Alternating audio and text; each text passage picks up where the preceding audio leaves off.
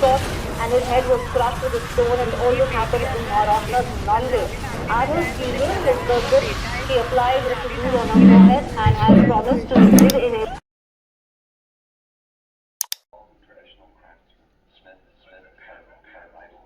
तो ये टॉपिक है कि इंटरकास्ट शादी होना चाहिए या नहीं होना चाहिए। तो मेरा व्यू है, मेरा पर्सनल व्यू है कि ये नहीं होना चाहिए। সেইটো আমি কেনেকৈ ছাপোৰ্ট কৰিম? গছৰ পাত এটাৰ ইপিঠি আৰু সিপিঠি, গতিকে সেইটো আৰু এটা ছাপোৰ্টাৰ নহয়। সোসাইটিও একসেপ্ট নকৰে আৰু ৰিলিজনেতো মানাই কৰে, এভৰি ৰিলিজন।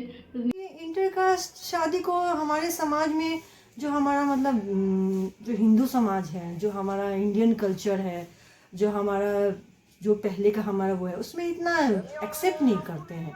जो अगर इंटरकास्ट करते हैं उनका मतलब ये बियॉन्ड ही मतलब समाज के बियॉन्ड सबके लोगों के अपने परिवार जाके ही करते हैं। इनको लोग ज़्यादा सपोर्ट नहीं करते। कुछ भी हो, कुछ भी प्रॉब्लम्स हो या फिर कुछ भी ऐसा उनके रिश्ते में प्रॉब्लम्स आया, वो ज़्यादा सपोर्ट नहीं करते हैं। এইটো মনৰ লোকৰ কথা, এইটো টানি অনা বস্তু নহয়।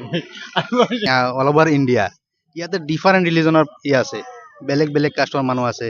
গতিকে ইয়াত দুটা ল'ৰা ছোৱালীৰ মাজত বেলেগ বেলেগ কাষ্টৰ পৰা ভাল পোৱা হ'বই পাৰে। ৰিলিজন নিজৰ কাষ্ট ৰিলিজনৰ ভিতৰতে বিয়া হ'ব দিয়ে, কিন্তু আজিকালি ছ'চাইটিখন চেঞ্জ হৈ আছে, ব্ৰড মাইণ্ডেড হৈ আছে।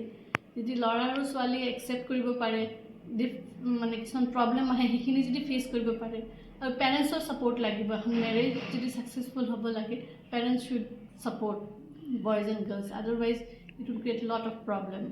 তো আপুনি মানে ছাপোৰ্ট নকৰে ইণ্টাৰকাষ্ট ইণ্টাৰ ৰিলিজনটো? মানে ইট ডিপেণ্ডছ আপন দ্য ইণ্ডিভিজুৱেল।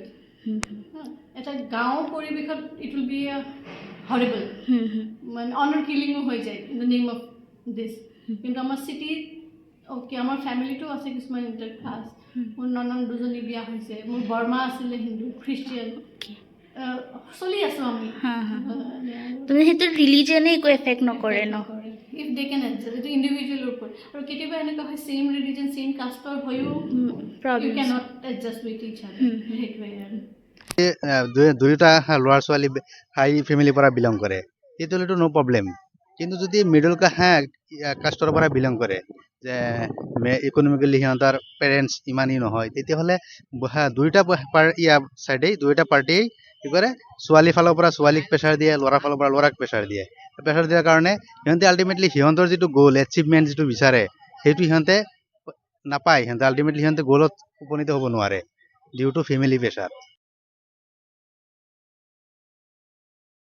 तो सबसे पहले ये समझते हैं कि इंटरकास्ट और इंटर रिलीजन मैरिज से लोग इतने चिढ़ते क्यों हैं।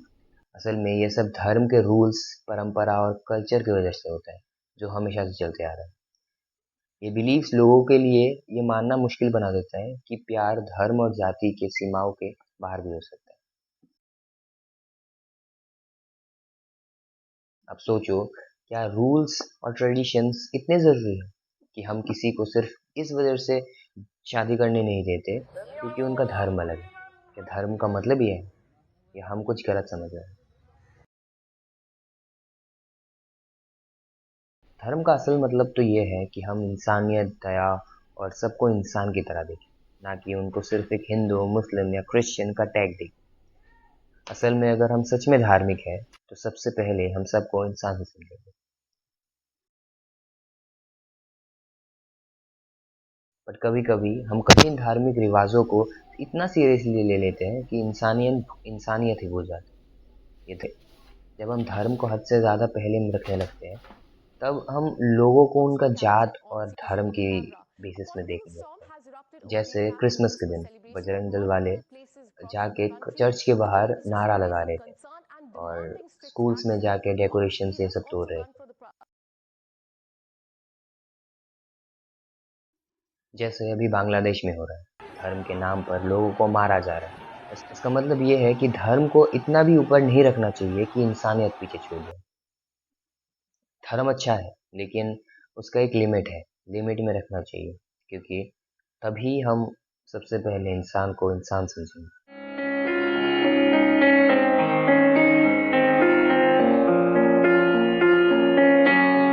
मोर कोनो जाति নাই, मोर कोनो धर्म নাই,